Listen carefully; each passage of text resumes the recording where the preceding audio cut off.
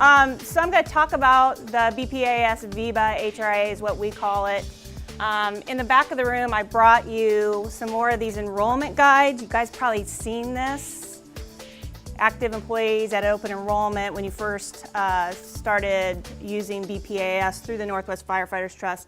I have some more back there, quite a few. If you don't have one, take one with you, because everything you need to know about accessing your account or who you can call or commonly asked questions, everything's in this enrollment guide. I'm not going to go through this whole thing today, but I'm just going to give you a high-level overview, especially what's going to happen when you go to retire.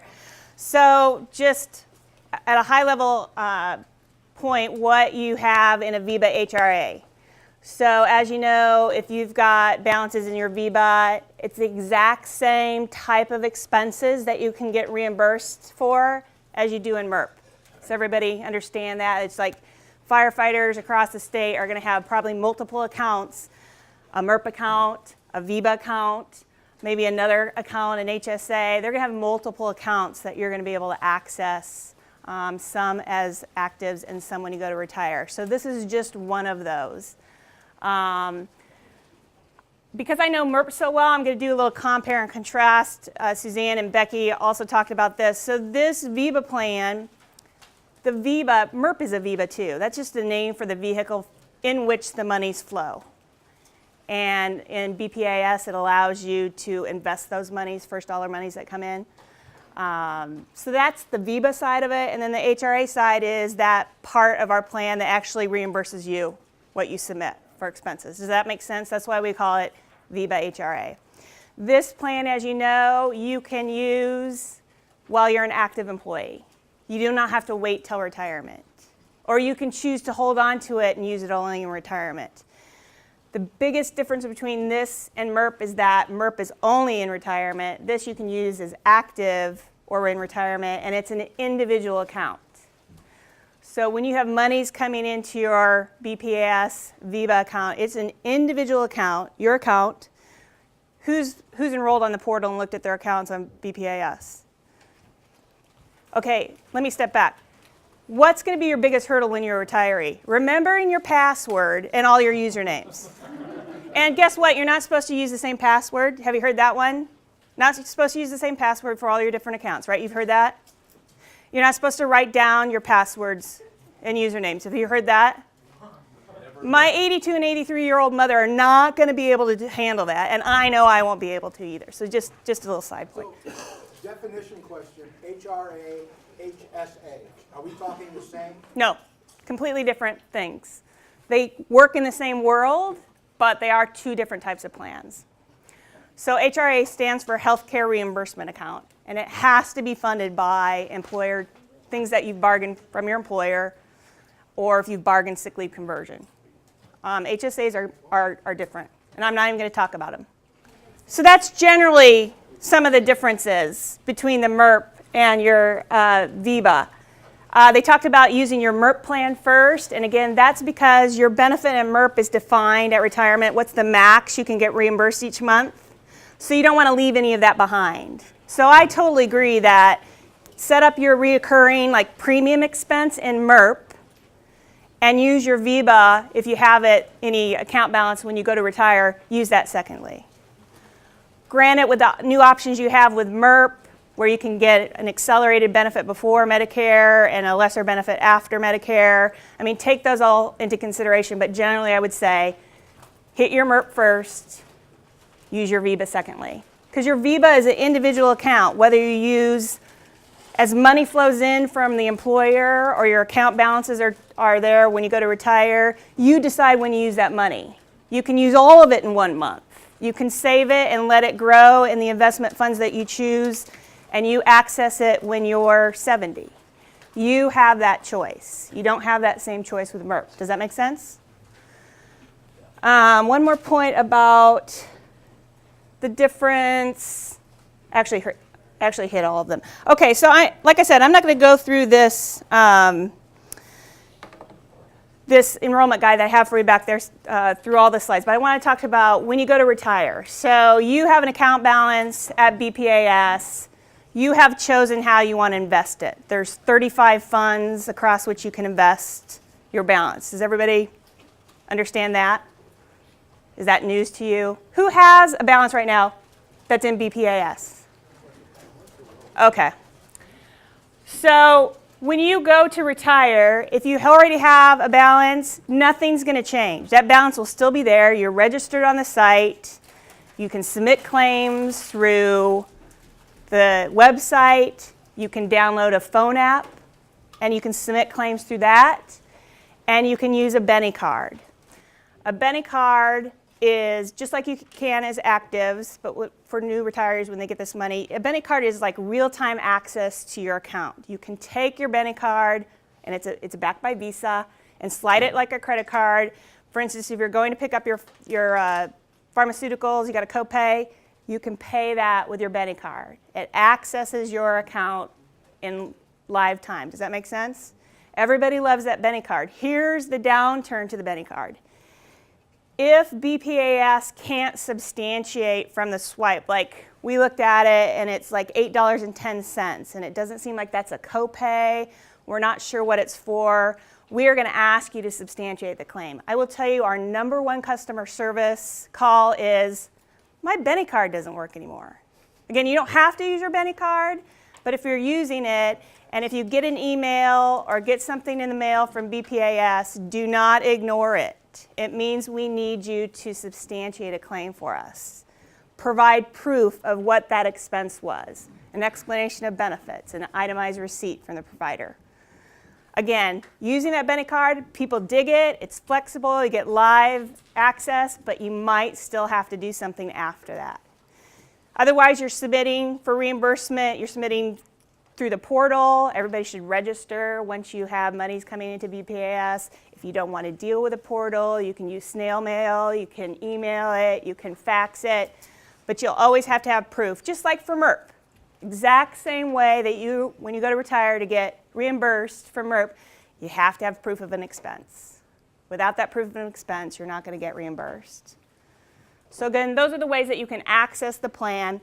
Once you move from active employment to retirement, if you're already registered, nothing will change. You might see that the title, when you go in the portal, now says post-employment account. It'll still say Puget Sound Regional Fire Authority, but it'll be post-employment account. That's the only difference. We don't liquidate your fund and then move it over into your retiree fund. It's your individual account. You'll see the same balance there. So all the money gets blended then? The money that I have right now with my HRA, the money that's going to come in from my sick leave buyout, and then down the road, my $900 a month is all going to get blended into one Veba. I see Carrie saying yes. Yeah, so you don't have to do anything. If you're an active employee now and have the BPAS account set up, you don't have to do anything. It's just sitting there in your individual account, and again, you can use it whenever you want, or save it and let it ride till somewhere down the road. If you never touch it, it goes to your beneficiaries. And if you don't have any beneficiaries, then it stays in the plan. So it's the IRS that gets to decide who gets to be beneficiaries under these plans. Under the MERP plan, under our Veba plan, it really is the IRS that determines who a beneficiary is. So I just was talking about the Benny card. Again, in that enrollment guide that I wish you would take if you don't have one, it talks about the Benny cards, kind of the pros and cons. I have always said, do not give your Benny card to, if you have IRS eligible dependent children, do not give it to them. Because what happens is if it has to be substantiated, you don't even know. If your kid's off to college, you don't know. You're going to get ticked off because your whole Benny card is going to be shut off. If you never respond to BPAS after 3 times contacting you, 90 days worth of contact, we will shut down your Benny card.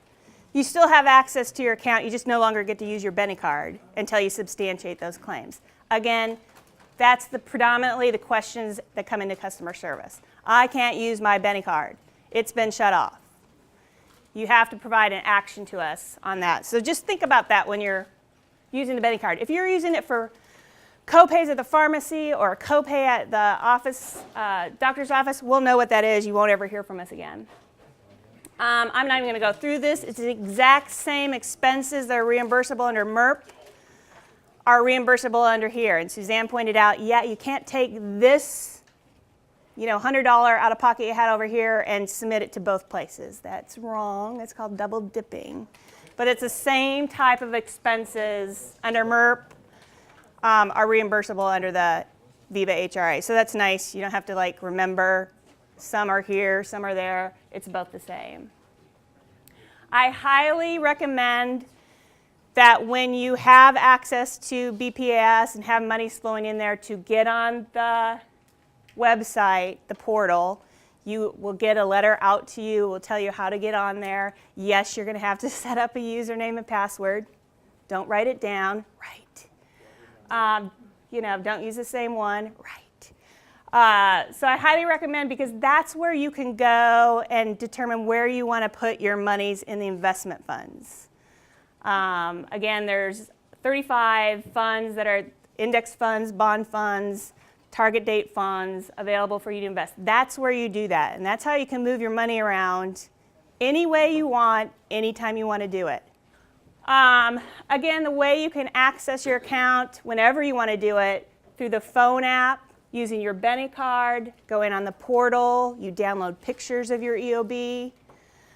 Lastly, not very many people use it, but you can send it via email, you can fax it. There's all those different ways that you can do it. Predominantly, people use the phone app or the portal, like 92%. Is it the same password for your phone app and the website? It is two different, it's two different passwords for the phone app and the portal.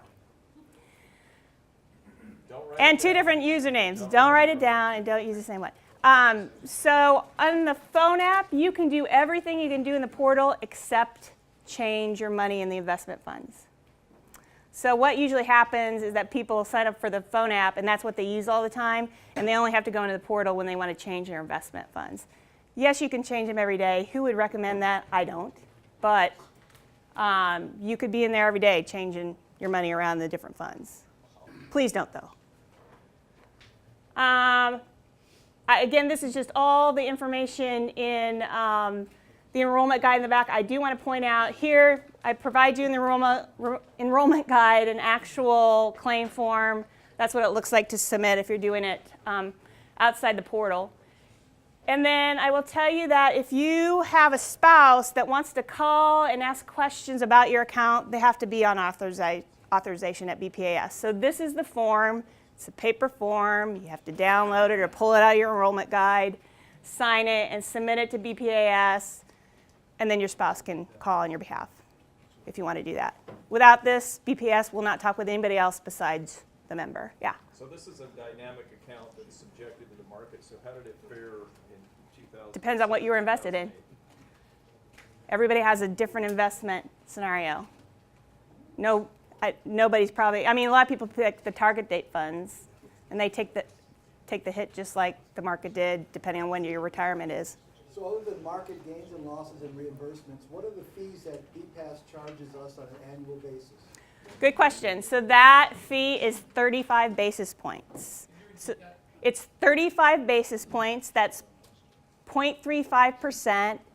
It's multiplying your asset base by 0.0035. So if you took your asset, and that's an annual fee, it's not monthly, it's like over any year, it's 0.0035 that is the charge to your account, to your asset base. Times our account total. Exactly. And on the first of the month or the first of the year? They do it throughout the year, but it's 1/12 of that each month. So the authorization form, I'm done. Any questions I can answer for you? I know I kind of went through this pretty quickly. You guys are easy. Okay, thank you.